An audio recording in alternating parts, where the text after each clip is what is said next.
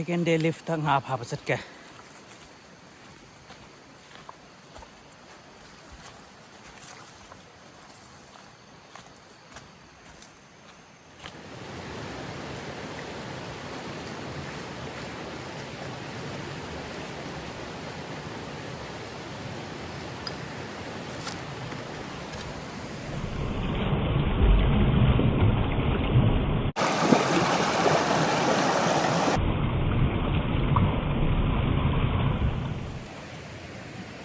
Nga phapasat pa ne adu ai di phaba haitam ni na se pai ba se ure de na duga nga khun ba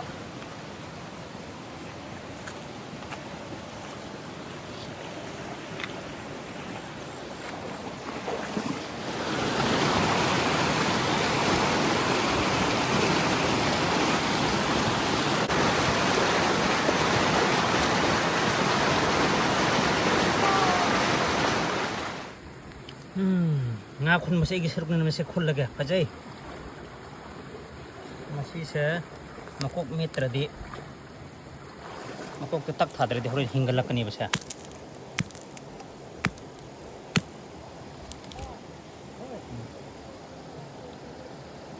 tingkhang ne se matai lagi se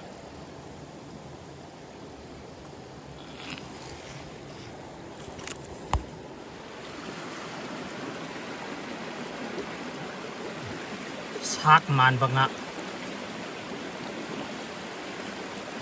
luk chau ki thong ari ba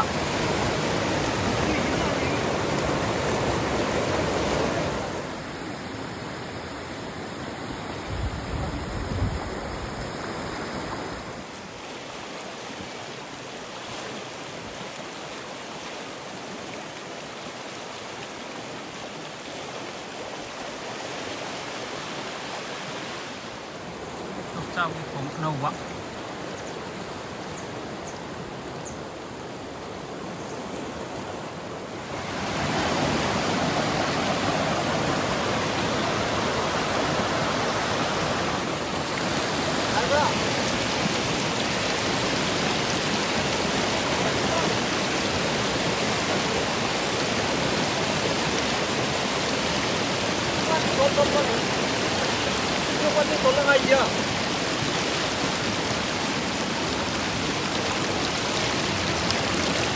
Baby shark.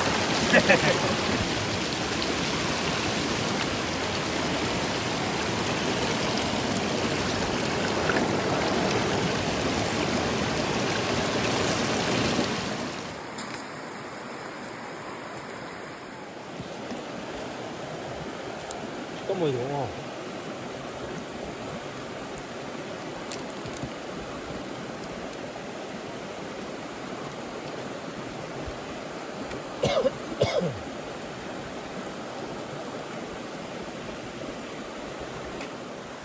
Up rồi đấy cũng 11:30 lagi papa ho bune hoji cũng 2:48 tare ko na para pung nga sikha diya me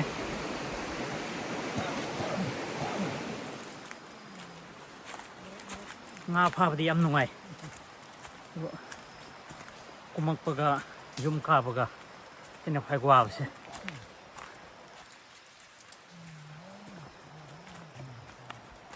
yum ka pagi lambi na se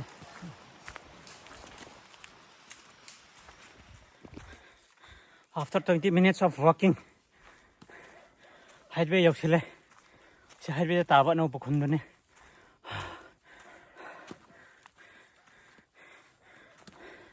20 minutes ching karak pudi nga chaning bago umang mange he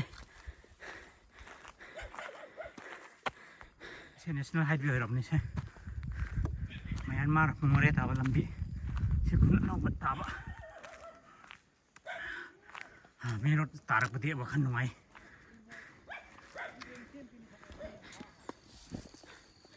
hui na marod ma khong tilak pane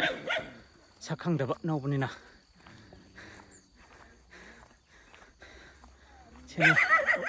khong chol la ka chin chol li hai dum khong chol lak page nga di ja phangani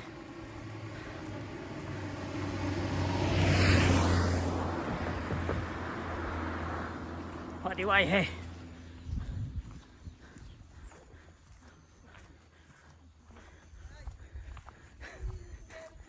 โอ้ยตุเรลเซก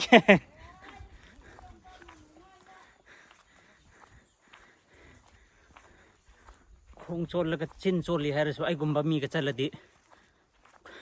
ควางนาระทกกันชาพังไว้ไอ้บะมีกระจัดกระโดดยามบันเนี่ยเช็คคนกิมีมากะพลับจันมินาวะดูเกต้องคิดตั้งยามนาทีพาร์ยืมโดนไว้ง่ายงำเด้ว่ามันลอยเลยตุเรียนตะกี้เชฟเขาปราชิงเนี่ย20 to 30 minutes คงนักการักไปสิเดสุดจัดจัดแต่บุคคลกี่เดชีเดาเลย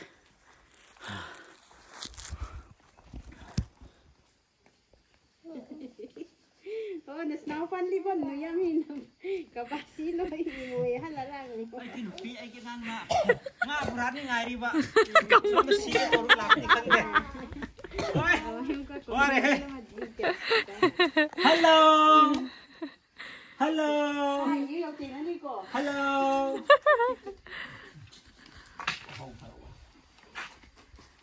คุณง่ายไหมจงบุญก่อนน่ะ Tam tak ti. ทำไง masih karak pengadu nih sih ini tuh sup itu nggak ulok tuh nggak sih udah lagi lupa di saures ya ngagi maming di khang deh ngara sina sak emca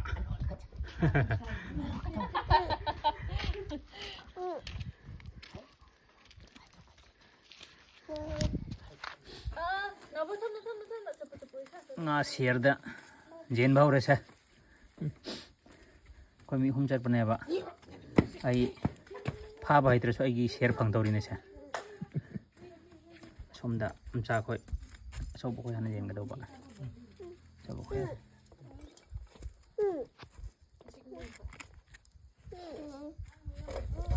jen kham tung mi ma gi share ne sa keji ni phang ma paที่ขับไม่ฟัง มาตั้งไข่กี่จังsi parak pangasa masih otong dah ada satu ba sida pur kedau ada pun kapang mau sida koi han koi na Rama butstal butam na to. Rama butar bu ham. kuren da nga pha ba chat tukan da sida thong ta men do asi gim house tang ngai nga sida asiga asi hap kedau ba Manipuri di kiri kobra khang de akhoi lon da jirapa ka we Jerapan na. jirapan soi bai ngang ba se Min bau dang na. Jera pai bi tum. amuk hairak ke Manipuri da tera pai bi akhoi ron da jirapan an si manung sida nga ne thum morok adagi hapda guloi na sida hapda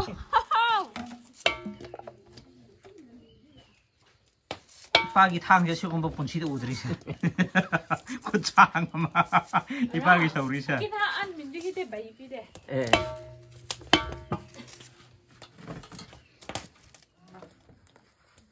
쟁강 พวกชมใส่โน่ ที่ชาเปลี่ยน 사실 먹긴 너무로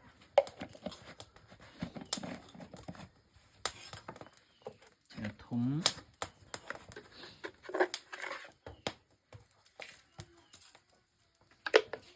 ข้าวมัน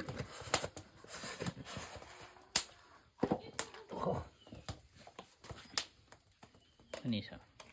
เนาะงาดีกินทัก 그냥 가리기 substitute and tuck.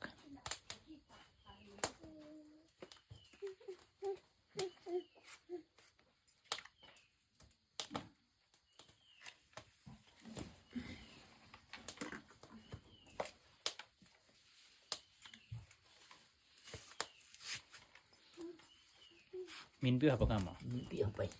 ตุยเนาะ 라우라가 못 할라가 하고도 봐. ใครกินเนาะ ông giặc ông giặc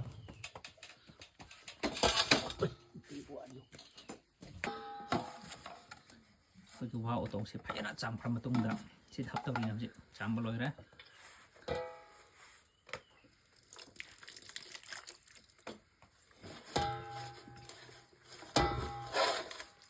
happy bain khap til hau sanam morok jaingang oil mix tawre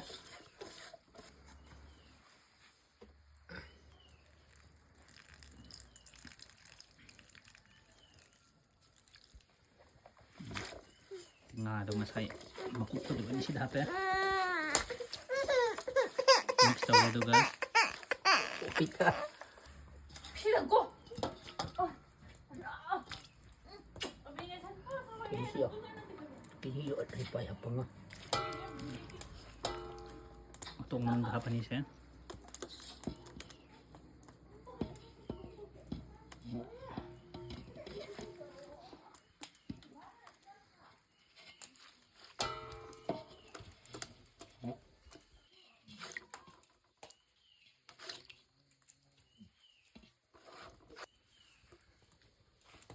chang ma da pira se yaman pa su yaroi da ba ni suba wow tong da muka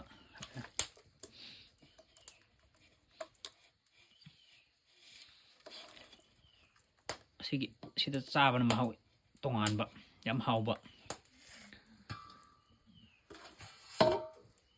koi singda nga phaba chatpa kanda sumaina yam chanai jaman hapa soren mun ngamoi da ba sang ma da chap chan hap ko da ba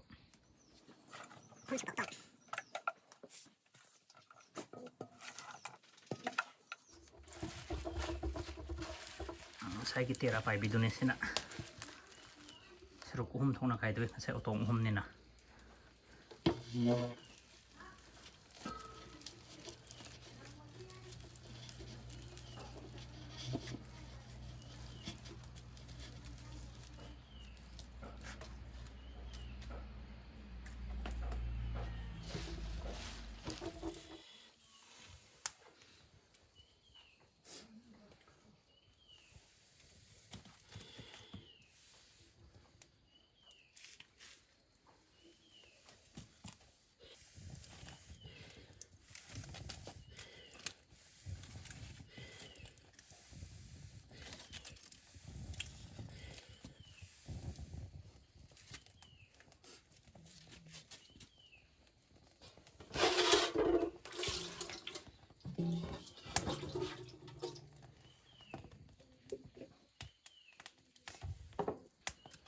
mundri phabu phulani seda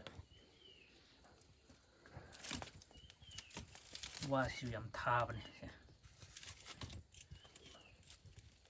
yam thumnom da mai thaba prakar ga horen phab gi tawkan sida mulli haina lau jare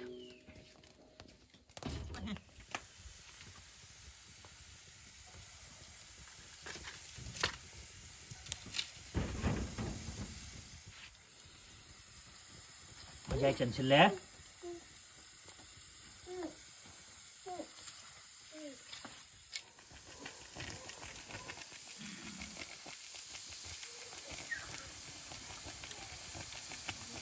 mình bắt đầu đấy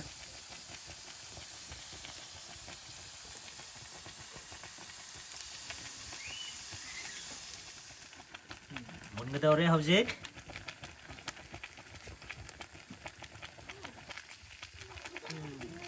hầu rồi nè hầu dết xem bao lồi ra xem bao lồi ra hay rồi nè con nè xem đã hay rồi nè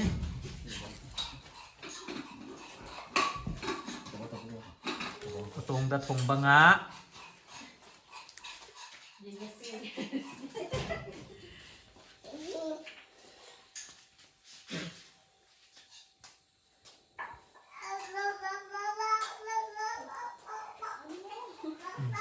con nhớ này con song rồi yes yes 다시 자 하나 당位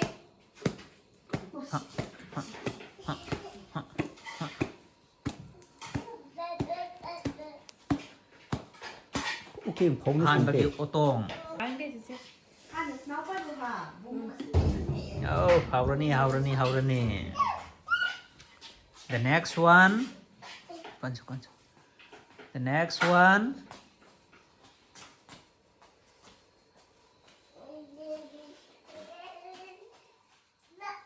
봐봐.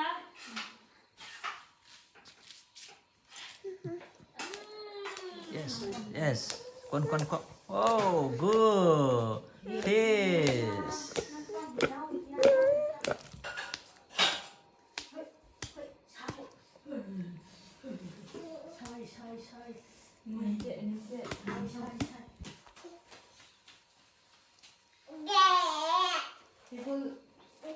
sẽ may đã lâu nên phải này zoom được thì một bát cái đâu vậy the final one yes mọi phải tera pai bi hap du ne se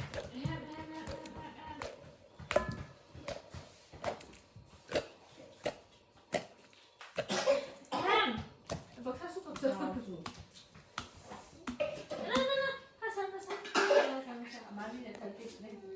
인저대. hao bơi ngay cái xe nó sẽ vui mùa rồi xong rồi phun phun phải tông xong rồi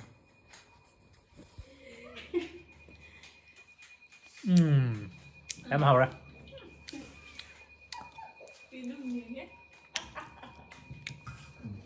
mungkin tadi sang thira ge gi se otong gi nga du ne sina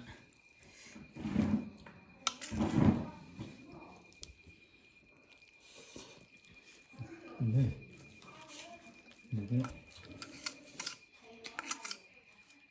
chính sai tera pai bi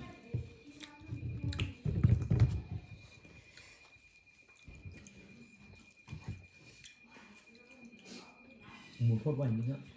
ồ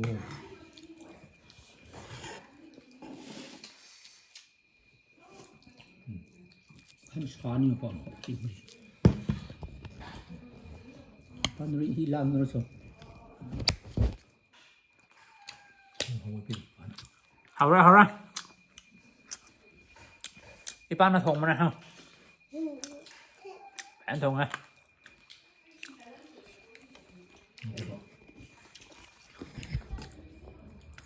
Lida hao bra hao te ôi